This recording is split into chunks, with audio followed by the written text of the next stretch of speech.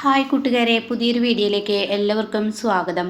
അങ്ങനെ ശ്രേയ ഇനി അരവിന്ദനെ റൂമിൽ നിന്ന് പുറത്താക്കുകയാണ് കേട്ടോ. ഈ സമയം അരവിന്ദനാണെങ്കിലും പുറത്ത് വന്ന് കിടക്കുന്നുണ്ട്. പിന്നീട് കതക് കുറ്റിയിട്ട് ശ്രേയ കിടക്കുകയാണ് കേട്ടോ. എന്നാൽ ഈ സമയം ആകാശാണെങ്കിലോ ചാരുവിനോട് പറയണേ, ഇത് നമ്മുടെ ആദ്യ രാത്രിയല്ലേ ഈ റൂമിൽ, അപ്പോൾ അതുകൊണ്ട് നമ്മുടെ ആദ്യ രാത്രി, അതായത് അവരുടെ ശാന്തി മുഹൂർത്തം നടക്കുന്നത്, നമുക്കിവിടെ ശാന്തി മുഹൂർത്തം നടത്തിയാലോ എന്നൊക്കെ പറഞ്ഞിട്ട് ചാരുവിൻ്റെ തോളിൽ അങ്ങ് ആകാശ് പിടിക്കുകയാണ് കേട്ടോ. ഈ സമയം അതെ അക്കുച്ചേട്ടാ, മതി ഈ കളിയൊക്കെ നിർത്തിയേക്ക്. എന്താ ചാരുവിനി എന്നെ തനിയാക്കി പോകുന്നു, ഇനി ഇവിടെ കിടക്ക്. ഇല്ലല്ല, ഇപ്പോൾ എൻ്റെ അക്കുച്ചേട്ട ഇവിടെ തന്നെ അങ്ങ് കിടന്നാൽ മതി, ഞാൻ താഴെ പായ വെച്ച് കിടക്കാമെന്ന് പറഞ്ഞിട്ട് താഴെ പായ വിരിച്ച് കിടക്കുകയാണ് കേട്ടോ.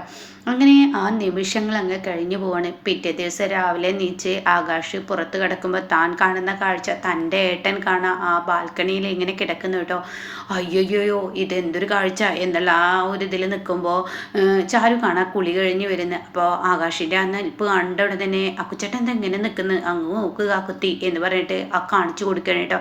അപ്പോൾ താൻ കാണുന്ന കാഴ്ച കാണാൻ അരവിന്ദൻ അവിടെ കിടക്കുന്നു കേട്ടോ. ഇത് കാണുന്നതിനോടുകൂടി പാവത്തിൻ്റെ ഒരു വിധി എന്ന ലെവലിൽ ഇങ്ങനെ നിൽക്കുകയാണ്. ഇതേ സമയം ആകാശ് പറയാണ്, നമ്മൾ പ്രതീക്ഷിച്ചത് തന്നെ നടന്നിരിക്കുന്നു. അവനൊരിക്കലും ഒരു നല്ല ദാമ്പത്യ ജീവിതം അവളിൽ നിന്ന് കിട്ടില്ലെന്ന് ഞാൻ പ്രതീക്ഷിച്ചതാണ്, അത് തന്നെയല്ലേ ഇപ്പോൾ സംഭവിച്ചത് എന്നൊക്കെ പറയുമ്പോൾ പാവം അതിൻ്റെ ആ പാവം അലയിക്കുമ്പോൾ വല്ലാത്ത കഷ്ടമുണ്ട്. എന്താ ഏട്ടാ, എൻ്റെ അരവിന്ദേട്ടൻ ഇവിടെ വന്ന് കിടക്കുന്നു എന്ന് പറയുമ്പോൾ അരവിന്ദൻ പതിയെ ഇങ്ങനെ ഉറക്കത്തിൽ നിന്ന് എണീറ്റ് കണ്ണു വിളിച്ച് നോക്കുന്ന ഇവരുടെ മുഖത്തോട്ടാണ് കേട്ടോ. അപ്പോൾ ഈ സമയം ദേഷ്യത്തോട് കൂടിയിട്ട് ഇങ്ങനെ ആകാശിനെ നോക്കണം. മിണ്ടാതെ പോയിക്കോ രണ്ടെണ്ണം എൻ്റെ മുന്നിൽ നിന്ന്. അത് കേട്ടോടെ തന്നെ ഇതെന്താ ഏട്ടൻ എൻ്റെ നേർക്ക് ചൂടാ ഞാനൊന്നും കാട്ടിയില്ലല്ലോ എന്ന് അരവിന്ദനോട് ആകാശ് പറയുന്ന സമയത്ത് ഉടൻ തന്നെ കാട്ടിയില്ല, 1 രൂപ 2 രൂപ എന്നൊക്കെ പറഞ്ഞ് നാണയത്തിൽ ബൾബിൻ്റെ ഉള്ളിൽ നാണയം കൊണ്ടുവച്ചിട്ട് മനുഷ്യൻ്റെ ശാന്തി മുഹൂർത്തം ആ നല്ലൊരു ദിവസം തന്നെ എൻ്റെ തകർത്തില്ലേ. അപ്പോൾ ഈ സമയം ആകാശ് പറയണേ, നിനക്ക് ഇപ്പോഴും ബോധമൊന്നും വന്നിട്ടില്ലല്ലേ, അവളിൽ നിന്ന് കിട്ടാൻ പോകുന്ന ശിക്ഷ ഇത് തന്നെ ആയിരിക്കും. എന്തായാലും എൻ്റെ ഭാര്യയ്ക്ക് അത് വെക്കാൻ കഴിയില്ല, നീ അവളെ പൊക്കിക്കൊടുത്ത് നീ വെച്ചതാണോ അതോ നീ വെച്ചതാണോ, എങ്ങനെയാണിത് സംഭവം? എന്തായാലും നല്ലൊരു മുഹൂർത്തം ഉണ്ടാവേണ്ടത്, ഇപ്പോൾ ശാന്തി മുഹൂർത്തം എൻ്റെ ഇപ്പോൾ പുറത്താക്കി കളഞ്ഞില്ലേ, എൻ്റെ ഒരു ജീവിതം തന്നെ നിങ്ങൾ രണ്ടുപേരും തൊലച്ചില്ലേ എന്നൊക്കെ എന്നെ പറയാൻ കേട്ടോ. അപ്പോൾ ഈ സമയം ഞങ്ങളല്ല തൊലച്ചത്, നിൻ്റെ ഭാര്യ തന്നെയാണ് ഇതൊക്കെ ചെയ്ത് കൂട്ടിയതെന്ന് നീ ഇന്നല്ലെങ്കിൽ നാളെ മനസ്സിലാക്കും. അവളിൽ നിന്ന് എനിക്ക് കിട്ടാവുന്ന ശിക്ഷ ഇത് തന്നെ ആയിരിക്കും എന്നൊക്കെ പറഞ്ഞിട്ട് ആകാശ് അവിടെ നിന്നും അരവിന്ദനോട് അതും പറഞ്ഞു പോവുകയാണ് കേട്ടോ. അപ്പോൾ ഈ സമയം അരവിന്ദനെ ഒരു പാവത്തോടു കൂടി, അതായത് ഒരു കരഞ്ഞ മുഖമായിട്ട് ഇങ്ങനെ ചാരു നോക്കണം കേട്ടോ. ഇത് കാണുന്ന അരവിന്ദൻ, നീ എന്തിനാടി എന്നെ ഇങ്ങനെ നോക്കുന്നത്? അത് കണ്ട ഉടൻ തന്നെ നിങ്ങളുടെ ജീവിതത്തെക്കുറിച്ച് ആലോചിച്ച് വലിയ സങ്കടമാണ് എനിക്ക് തോന്നുന്നത്, വലിയ വിഷമമുണ്ട് നിങ്ങളുടെ അവസ്ഥ ആലോചിക്കുമ്പോൾ എന്ന് പറഞ്ഞിട്ട് ചാരു അവിടെ നിന്ന് പോവുകയാണ് കേട്ടോ. പിന്നീട് ചാരു അടുക്കളയിലോട്ട് പോവാണ്. ഇതേ സമയം ഇവിടെ ഇപ്പുറത്തെ അരവിന്ദനാണെങ്കിലോ ടെൻഷൻ അടിച്ചിട്ട് ഇരിക്കുകയാണ്. ഈശ്വര, നല്ലൊരു ജീവിതം എനിക്ക് എൻ്റെ അമ്മ ഉണ്ടാക്കി തന്നു എന്ന് പറഞ്ഞിട്ട് ഇപ്പോൾ ആ ജീവിതം ഇപ്പോൾ എന്താ, ഈ വരാന്തയിൽ കിടക്കാനുള്ള വിധിയാണ് എനിക്ക് ഉണ്ടാക്കിയത്, ഇതൊക്കെ എൻ്റെ അമ്മയെ പറഞ്ഞാൽ മതി, ഒരു നല്ലൊരു ജീവിതമാണ് എനിക്ക് തന്നതെന്ന് പറഞ്ഞിട്ട് ഇപ്പോൾ ഒരു ജീവിതം പോലും എനിക്കില്ലാത്ത അവസ്ഥയിൽ ആയിരിക്കും. എനിക്ക് കിടക്കാനൊരു റൂം പോലും ഉണ്ടായിരുന്നു, ഇനിയിപ്പോൾ വരാന്തയിലാണോ എൻ്റെ കിടത്തം എന്നൊക്കെ എങ്ങനെ പറയുമ്പോൾ ഇപ്പുറത്ത് കാണാം തൻ്റെ അമ്മ എണീറ്റ് വരുന്നത് കേട്ടോ. അപ്പോഴേക്കും രമേശനും അങ്ങോട്ട് വരികയാണ്. അപ്പോൾ രമേശിൻ്റെ ഭാര്യയും കൂടിയാണ് വരുന്നത്.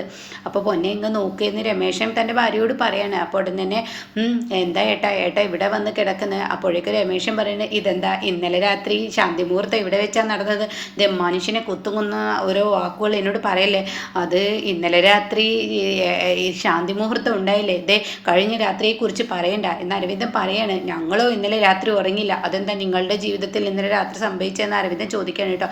അപ്പോഴേക്കും മാഷു അനുവൊക്കെ ആ ഒരു ഹാളിൽ വന്നിരിക്കുന്നുണ്ടാവും കേട്ടോ. അവരൊക്കെ ഇവരുടെ സംസാരം കേൾക്കാണ്. അപ്പോഴാണ് ഹേമ എണീറ്റ് ഇവരെ കടന്നിങ്ങനെ വരുന്നത്. ഇതേ സമയം ഉടൻ തന്നെ ഇന്നലെ രാത്രി കറണ്ട് പോയത് കൊണ്ട് ഇന്നലെ രാത്രി ഞങ്ങൾ ഉറക്കം കിട്ടില്ലെന്നാണ് കരുതിയത്, പിന്നീട് കറണ്ട് വന്നപ്പോൾ ഞങ്ങൾ രണ്ടാളും അങ്ങ് ഉറങ്ങിപ്പോയി, പിന്നെ എപ്പോഴാണ് ഇവിടെ പുറത്തോട്ട് എൻ്റെ അരവിന്ദ് പുറത്ത് വന്നത് എന്നൊക്കെ ഇങ്ങനെ രമേശൻ ചോദിക്കുമ്പോൾ മതി മതി മതി എന്ന് പറയാൻ കേട്ടോ. അപ്പോഴേക്കും ഹേമ അങ്ങോട്ടേക്ക് വന്നിട്ട് പറയണേ, എൻ്റെ മോനെന്താ ഇവിടെ കിടക്കുന്നത്, അത് പിന്നെ എൻ്റെ ജീവിതമൊക്കെ അമ്മ ഇപ്പോൾ വരാന്തയിലായില്ലേ എന്ന് പറഞ്ഞുകൊണ്ട് തന്നെ അപ്പുറത്ത് മാഷും അനുവരുന്ന് ചിരിക്കാൻ കേട്ടോ. അത് കേട്ടോടെ തന്നെ, നീ മറ്റുള്ളവരെ കൊണ്ട് പറയിപ്പിക്കാൻ നീ വരാന്തയിൽ കിടക്കാതെ പിന്നെ ഞാൻ എന്ത് വേണം, മേഡം എന്നെ പുറത്താക്കിയില്ലേ, ഇന്നലത്തെ ശാന്തി മുഹൂർത്തം ഒക്കെ കൊളായില്ലേ, അപ്പം നിനക്ക് അമ്മയുടെ കൂടെ എന്ന് കിടക്കായിരുന്നില്ല. കല്യാണം കഴിച്ച എല്ലാവരും ഭാര്യയുടെ കൂടെ കിടക്കാനാണ് ആഗ്രഹിക്കുക, ഇനിയും അമ്മയുടെ കൂടെ കിടക്കാൻ തന്നെയാണോ എൻ്റെ ജീവിതം എന്ന് പറയുമ്പോൾ അപ്പുറത്ത് മാഷും അതുപോലെ ചാരുവും അതുപോലെ ആകാശമൊക്കെ ഇരുന്ന് ചിരിക്കുകയാണ് കേട്ടോ. ഇത് കാണുന്ന ഉടൻ തന്നെയാണ് ഇപ്പുറത്ത് ശ്രേയ ഇറങ്ങി വരുന്നത്. അപ്പോൾ ശ്രേയ ആണെങ്കിലും നല്ല സുന്ദരിയായി അടിപൊളി സാരിയൊക്കെ എടുത്തങ്ങനെ ഇറങ്ങി വരികയാണ്. അപ്പോൾ ഇതേ സമയം ശ്രേയയെ കണ്ടപാണ്ട് അതട മോനെ പൊന്നെ എണീറ്റ് വരുന്നുണ്ട് എന്ന് പറയട്ടോ. പൊന്നെ പൊന്നാക്കി കളഞ്ഞ അമ്മ എന്നിങ്ങനെ പറയുന്നുണ്ട്. എന്തായാലും എൻ്റെ ജീവിതമൊക്കെ ഗോവിന്ദ എന്നിങ്ങനെ പറയുന്ന സമയത്ത് ശ്രേയ അടുത്തോട്ട് വരികയാണ് കേട്ടോ. അപ്പോൾ ഈ സമയം അമ്മ പറയണ മോളെ നിനക്കുള്ള പാല് അടുക്കളയിൽ വെച്ചിട്ടുണ്ട്, ഈ വീട്ടിൽ നീ ആദ്യമായി വന്നതല്ലേ, അപ്പം നീ പോയിട്ട് പാല് കാച്ച്, എന്നിട്ട് എല്ലാവർക്കും ഓരോ ഗ്ലാസ് കൊണ്ടുവന്ന് കൊടുക്കുക എന്ന് പറയാം കേട്ടോ. ഇത് കേട്ട ഉടനെ ശ്രേയ പറയണ അതെന്താ നിങ്ങൾക്ക് കാച്ചിയാൽ നിങ്ങൾ കാച്ചിക്കോളൂ, ഞാനിവിടെ വന്നിരുന്നോളാം, എനിക്ക് ഓരോ ഗ്ലാസ് പാല് നിങ്ങൾ കൊണ്ടുവന്ന് തന്നാൽ മതി എന്ന് പറയാം കേട്ടോ. ഇത് കേൾക്കുന്നതിനോട് കൂടി ബാലമാഷ് അങ്ങ് കൈയടിച്ച് ചിരിക്കണ കൊണ്ടു ഇപ്പം തന്നെ കളി തുടങ്ങി, ആട്ടയെ പിടിച്ച് മെത്തേ കിടത്താൻ നോക്കിയാൽ ഇങ്ങനെയൊക്കെ തന്നെ ഇരിക്കും എന്നങ്ങ് പറയാൻ കേട്ടോ. ഇതേ സമയം ഉടൻ തന്നെ ഇത് കേട്ടിട്ട് ഇങ്ങനെ എന്താ പറയേണ്ടതെന്ന് അറിയാതെ ഹേമ നിൽക്കണ മോളെ, ഒരു ചടങ്ങുണ്ട്, നാട്ടു നടപ്പുണ്ട്, അതായത് രാവിലെ നിനക്കുള്ള പാത്രം പാലൊക്കെ അവിടെ റെഡിയാക്കി വെച്ചിട്ടുണ്ട്, മോള് പോയി കാച്ചണം, എന്നിട്ട് ഏത് ഭാഗത്ത് നിന്നാണ് പാല് തിളക്കുന്നത്, കിഴക്ക് വശത്ത് നിന്നാണോ പാല് തിളക്കുന്നത് എന്നൊക്കെ നോക്കണം, പൂജാമുറിയിൽ ഒരു ഗ്ലാസ് പാല് കൊണ്ടുവെക്കണം, മറ്റുള്ളവർക്കൊക്കെ കൊടുക്കണം, ഇതൊക്കെ ഒരു നാട്ടു നടപ്പാണ്. അപ്പോൾ അതുകൊണ്ട് പാല് കാച്ചി ഓരോ ഗ്ലാസ് കൊടുക്കുകയും മറ്റുള്ളവർക്ക് സന്തോഷം നൽകുകയും പാല് വെള്ള നിറത്തിൽ ആണല്ലോ, അപ്പോൾ അതുകൊണ്ട് അത് പൊന്തി വരുന്നത് പോലെ തന്നെ ആയിരിക്കണം, സന്തോഷമുള്ള ജീവിതമായിരിക്കും നിങ്ങൾക്കുള്ളിൽ ഉണ്ടാവേണ്ടതെന്ന് പറയുമ്പോൾ ഉടൻ തന്നെ അരവിന്ദൻ പറയണ കിഴക്ക വടക്ക കിടക്കുന്നതെന്ന് അറിയാതെ ഞാനിങ്ങനെ കിടന്ന് ഇതാവുമ്പോൾ അമ്മയുടെ വാല് കാച്ചിട്ടൊന്നും കാര്യമില്ല, എൻ്റെ ജീവിതമൊക്കെ ഇനി കഷ്ടത്തിലാണ് എന്നിങ്ങനെ അരവിന്ദൻ പറയുന്നുണ്ട് കേട്ടോ. ആ സമയം ഇപ്പുറത്തും അത് അടിപൊളി. അപ്പോഴേക്കും ഉടൻ തന്നെ ഷേക്ക് മനസ്സിലായി ബാലമാമ തന്നെ കോരുകയാണെന്ന്. അപ്പോഴേക്കും ഷേയ ചിന്തിക്കുകയാണ്, മനസ്സുകൊണ്ട് പറയാണ്, അല്ല മനസ്സുകൊണ്ടല്ല ഷേയ ഉറക്കെ പറയണം, എൻ്റെ ആൻറ്റി പാല് പൊങ്ങി വരുന്നത് പോലെയൊന്നും സന്തോഷം നിറവേറാൻ പറ്റില്ല, കാരണം സന്തോഷം എന്ന് പറയുന്നത് വീട്ടിലെ ഓരോരുത്തരും ഉണ്ടാക്കിയെടുക്കേണ്ട കാര്യമാണ് സന്തോഷം, അല്ലാതെ കണ്ട് ഓരോ ശാസ്ത്രം ഈ ഒരു ആൻറ്റിയുടെ ആ പഴയകാല കാര്യങ്ങൾ എന്നൊക്കെ പറയുന്നത് പോലെ ഇന്നലെ എൻ്റെ അമ്മ ഈ വീട്ടിലെ പൂർവികന്മാർ കൊണ്ട് നടക്കുന്ന റൂമാണ്, അതിൽ വെച്ച് ശാന്തി മുഹൂർത്തം നടത്തണം എന്ന് പറഞ്ഞിട്ട് ഇപ്പം എൻ്റെ ജീവിതം എവിടെ കിടന്നു എന്നറിയില്ലേ. അപ്പോഴേക്കും അരവിന്ദൻ പറയണേ ഏട്ടാ നീ മിണ്ടാതിരിക്കടാ. അപ്പോഴേക്കും ഉടൻ തന്നെ ഷേ പറയണേ ശരിയാണ് ആൻറ്റി, ഈ ഒരു പാല് പൊങ്ങി വരുന്നതിലൊന്നല്ല കാര്യം, ഇവിടെ സന്തോഷമൊക്കെ ഉണ്ടാക്കുന്നത് ഓരോരുത്തരാണ്. അത് കേട്ടോടെ തന്നെ ബാലമാമ അങ്ങ് കൈയടിക്കുകയാണ് കേട്ടോ. അത് നീ പറയുന്നത് കറക്റ്റാണ്, സന്തോഷം ഉണ്ടാക്കേണ്ടത് ഓരോരുത്തരുടെ മനസ്സിലാണ്, ഓരോരുത്തർ മനസ്സ് വെച്ചാൽ മാത്രമേ സന്തോഷം ഉണ്ടാകും. അതെങ്കിലും ഇപ്പോഴത്തെ മരുമകൾക്ക് അറിയാൻ കഴിഞ്ഞല്ലോ. എന്തായാലും അമ്മായിമ്മക്ക് ഇങ്ങനെയൊക്കെ പറഞ്ഞു കൊടുക്കുന്നത് നല്ലതാണ്, സന്തോഷം ഉണ്ടാക്കുന്നതും ഉണ്ടാക്കി എടുക്കേണ്ടതൊക്കെ ഓരോരുത്തർ വിചാരിച്ചാലേ കഴിയുള്ളൂ എന്ന്. പ്രശ്നങ്ങൾ ഉണ്ടാക്കാൻ മാത്രം ജനിച്ചവർ പ്രശ്നങ്ങൾ മാത്രമേ ഉണ്ടാക്കത്തുള്ളൂ. അപ്പോൾ ഉടൻ തന്നെ ബാലമാമിയുടെ വാക്ക് കേൾക്കുമ്പോൾ ഹേമ പറയണേ അത് നിങ്ങൾക്ക് എന്തെങ്കിലും പറയാനുണ്ടെങ്കിൽ എൻ്റെ മുഖത്ത് നോക്ക് പറയാല്ലാതെ അവിടെ ഇവിടെ കുത്തുന്ന വാക്കുകൾ പറയണ്ട എന്ന് പറയട്ടോ. ഇതേ സമയം ഷേയ പറയണേ ആൻറ്റി ഇനി ഒരു പ്രശ്നം ഉണ്ടാക്കുന്നില്ല. അപ്പോഴേക്കും ചാരു അങ്ങ് അടുക്കളയിലോട്ട് പോവാണ് കേട്ടോ. പിന്നീട് ചാരു പോയിട്ട് അവിടെ കോഫിക്കുള്ള പാല് വെക്കുന്ന ആ ഒരു ഇതാണ്. അപ്പോൾ ഈ സമയം ഇപ്പുറത്താണെങ്കിലോ ഷേയ പറയണേ ഞാൻ പോയിട്ട് പാലിടാം എന്ന് പറഞ്ഞിട്ട് ഷേയ അടുക്കളയിലോട്ട് പോവാണ്. അവിടെ ഇരിക്കുന്ന പുതിയ പാത്രം എടുക്കുന്നത്, പാലൊഴിക്കുന്നത്. അപ്പോൾ അവിടെ കുറേ വെജിറ്റബിളൊക്കെ ഇങ്ങനെ വെച്ചിട്ടുണ്ടാവും കേട്ടോ. അപ്പോൾ ഷേയ ഇങ്ങനെ ചിന്തിക്കുകയാണ് ഇവൾക്കിട്ടൊരു പണി കൊടുക്കണം, പാല് തൂകല്ലേ, പാല് പൊന്തിപ്പോയാൽ മാത്രമല്ലേ ഇവിടെ സന്തോഷം ഉണ്ടാവുള്ളൂ എന്നല്ലേ ഇവർ പറഞ്ഞു, ഇവരുടെ മരുമകൾ അടിപൊളിയാണെന്നല്ലേ. എന്നാൽ ഇവൾക്കിട്ടൊരു പണി കൊടുക്കണം, അതായത് ഈ നിൽക്കുന്ന ചാരുവിന് അവൾ ആ പാല് കേടുവരുത്തി എന്ന് എനിക്ക് മറ്റുള്ളവർക്ക് മുന്നിൽ പറഞ്ഞുണ്ടാക്കണമെന്ന് കരുതിയിട്ട് ഷേയ പാല് അടുപ്പത്ത് വെക്കുകയാണ് കേട്ടോ.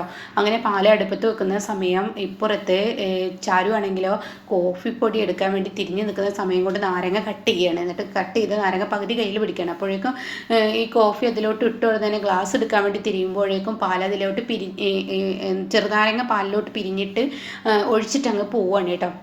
എന്നിട്ട് അതെ ചാരു ഈ പാല് പൊങ്ങുന്ന സമയം നീ എന്നെ വിളിച്ചാൽ മതി, എനിക്കിവിടെ കുറേ നേരം നിൽക്കാൻ പറ്റത്തില്ല എന്ന് പറഞ്ഞിട്ട് പുറത്തോട്ട് പോവാണ്. അപ്പോൾ ഇവിടെ തന്നെ ഹേമ ചോദിക്കുകയാണ്, നീ എന്താ പാല് തൂകി വരുന്നതിന് മുന്നേ ഇങ്ങോട്ടേക്ക് കടന്നു വന്ന്? അതെ, ഞാൻ ചാരുവിനോട് പറഞ്ഞിട്ടുണ്ട് പാല് പൊങ്ങി വരുമ്പോൾ എന്നെ വിളിക്കാൻ.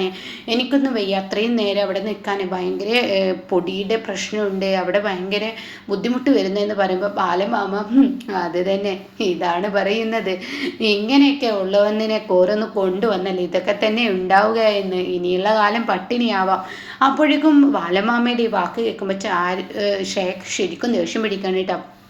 ഈ സമയം ചാരു ആണെങ്കിലോ ക്ലാസ്സിലോട്ട് കോഫി ഇങ്ങനെ ഒഴിക്കുന്ന സമയത്ത് പെട്ടെന്ന് ആ പാലിലോട്ട് എത്തി നോക്കുമ്പോൾ പാല് കാണാൻ പിരിഞ്ഞിരിക്കുന്നത് കേട്ടോ.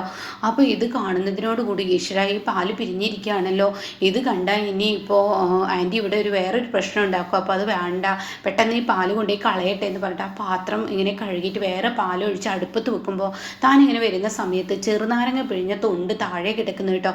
ഇത് കാണുന്നതിനോട് കൂടിയിട്ട് ചാരുവിന് കാര്യം മനസ്സിലായി, ഇവള് മനഃപൂർവ്വം എനിക്കിട്ട് പണിതല്ലേ, ഇത് ഇപ്പോഴേ എനിക്ക് മനസ്സിലായി, എന്നാൽ ഇവൾക്കിട്ടൊരു കൊട്ട് ഞാനും കൊട്ടിത്തരാമെന്ന് പറഞ്ഞിട്ട് താൻ കോഫി എല്ലാം പാത്രത്തിലാക്കിയിട്ട് താൻ ഇവരുടെ അടുത്തോട്ട് കോഫിയുമായി ചെല്ലാണ് കേട്ടോ. ആ സമയം ഒരു പാല് തൂകി വരാൻ മണിക്കൂറുകൾ സമയം. അപ്പോഴേക്കും ഇപ്പുറത്ത് ഹേമ പറയണേ, മോളെ ചന്ദ്രി മകളുണ്ടല്ലോ, മൂത്ത മോളുണ്ടല്ലോ, അവളോട് പറയാണ്, നീ ചെല്ല്, നീ അവിടെ പാല് പൊങ്ങി വരുന്നുണ്ടോ എന്നും നോക്ക്, എന്നിട്ട് എല്ലാവരുടെ അടുത്തോട്ട് കൊണ്ടുപോവാ, ഇവളെ പറഞ്ഞിട്ട് കാര്യമില്ല, നമ്മുടെ പൊന്നിന് ഇങ്ങനെയുള്ള പണിയൊന്നും ശീലമില്ലല്ലോ, അവള് വിദ്യാഭ്യാസവും നല്ല ജോലിയൊക്കെ ഉള്ള കൂട്ടത്തിലല്ലേ, ഇതുപോലെ അടുക്കളയിലും തുണി കച്ചവടം ചെയ്ത് കഴിഞ്ഞതൊന്നല്ലല്ലോ എന്നൊക്കെ പറയുന്നു കേട്ടോ. അപ്പോൾ ഇനിയാണ് നല്ല വമ്പൻ ടേസ്റ്റ് നടക്കുന്നത്.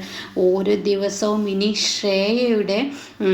ശ്രേയക്കിട്ട് നല്ല കൊട്ട് ചാരു കൊടുക്കുന്ന ആ ഒരു രംഗമാണ് കേട്ടോ ഇനി നമുക്ക് മുന്നിൽ കാണാനിരിക്കുന്നത്.